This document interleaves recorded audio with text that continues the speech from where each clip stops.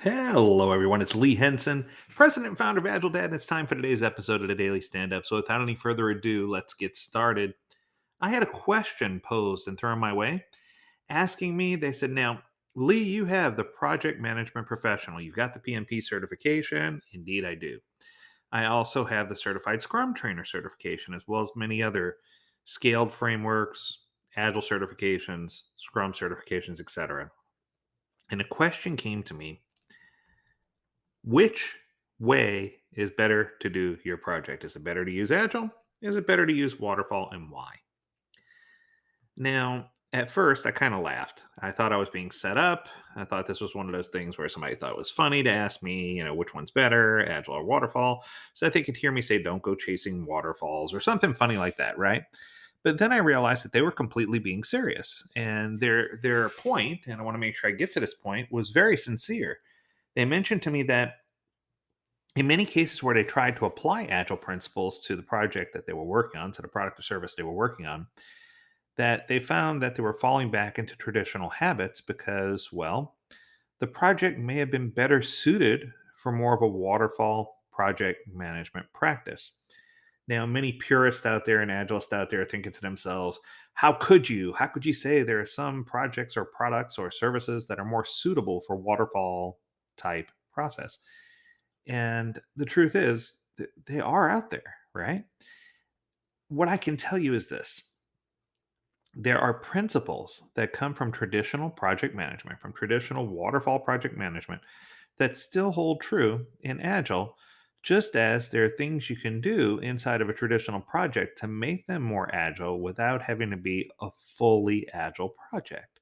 So, I guess what I'm trying to say is that a long time ago, let's rewind the clock back to 2005. 2005, as in, oh, I can't believe I'm about to say this, 17 years ago. That's a long time ago. I published a document called Driving the Agile Hybrid.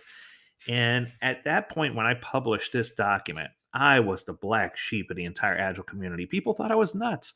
And the first part was, I said, not only will people in this document, I said, not only will people have to hybridize between Scrum and extreme programming and Lean and Kanban and dynamic systems development method and Agile unified process. And not only would you have to hybridize between those, but that there would actually be hybridized versions or hybrids created between traditional waterfall project management and Agile project management. Now, the other thing that was really interesting was a statement that I made, and my gosh, I wish I would have, got this recorded somewhere. But the statement that I made was, traditional PMP project management will at some point have to embrace agility into the PMP certification. I said that 17 years ago, and I'll be darned if it didn't come true, right? You can see the flavors of the doing better business agility creep its way into the traditional PMP. Now, what I can tell you is this: the PMP on a whole is still the PMP. It's still that stupid hard test. It's still the gold standard of project management. It still contains a lot of different bits and pieces and parcels and parts that are going to help you do your job better. But it also contains some other pieces that you aren't going to use as often when you're managing a project. It doesn't mean you don't need to know them. It just means you're probably not. You may never use some of the things you learn in a PMP. But once again, a college education is much the same way. You're not going to use everything there either.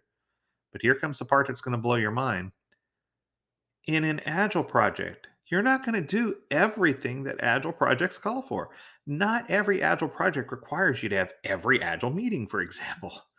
It's just we have to apply something that has been lost for years. So when someone asked me whether Agile or Waterfall was better, my answer to them was neither are better. And I kind of caught them off guard. And, I almost threatened to start my own certification, calling it the common sense certification, where you use a common sense approach to do whatever needs to be done. Now, I'm going to give Scott Ambler and his group their due with the disciplined agile delivery approach, where you can choose your wow, choose your way of working. Now, on the surface, I looked at this and I thought to myself, choose your way of working is ridiculous. Everyone can't choose a different way of working inside of an organization and have it all, penciled together and come to a point where you have something that is conducive and well thought through, that's predictive, that leadership will actually go for. But then the more I thought about it, there are things that can be done at a granular level that can be adjusted, tweaked, fixed, regulated, modified, etc., that are still within the Agile framework, that don't break the greater system by proposing and doing those things. So I feel like it's not fair to say one is better than the other, or that any of the Agile frameworks are better than the other for that matter. I mean, we all know that in the long run, the principles of Scrum become sort of the hub of everything that we've built around with regard to Agile, but it doesn't mean that Scrum is the end all be all. Much like it doesn't mean that SAFe is the end all be all for scaling, or that, we could go down the line with each of these. But I suppose the message that I have for this young practitioner who asked me the question, Sensei, which is better, Agile or Waterfall, based on the type of projects I'm doing, the great answer is it really depends, because there are some projects that are more suited to run in a waterfall fashion, but it doesn't mean you can't do any agility while you're doing it. Much like there's projects that require, great business agility, but it doesn't mean that you're never going to lean on any of those traditional things that you've learned as part of doing and completing those projects. So there you have it.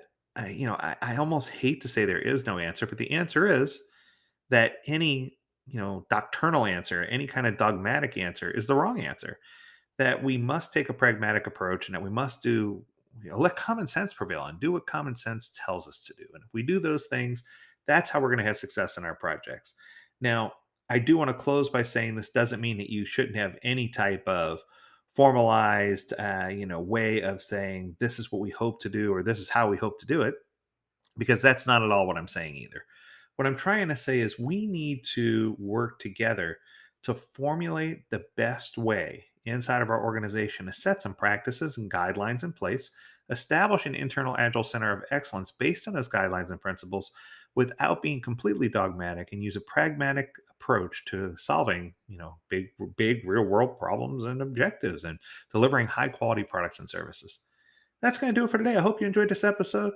If you have a topic you want to discuss with us, we encourage you to reach out to us. Learn more at agiledad.com. We'd love to hear about your topics. As always, we encourage you to stay healthy, stay well, and stay agile, my friends. Until next time, do take care.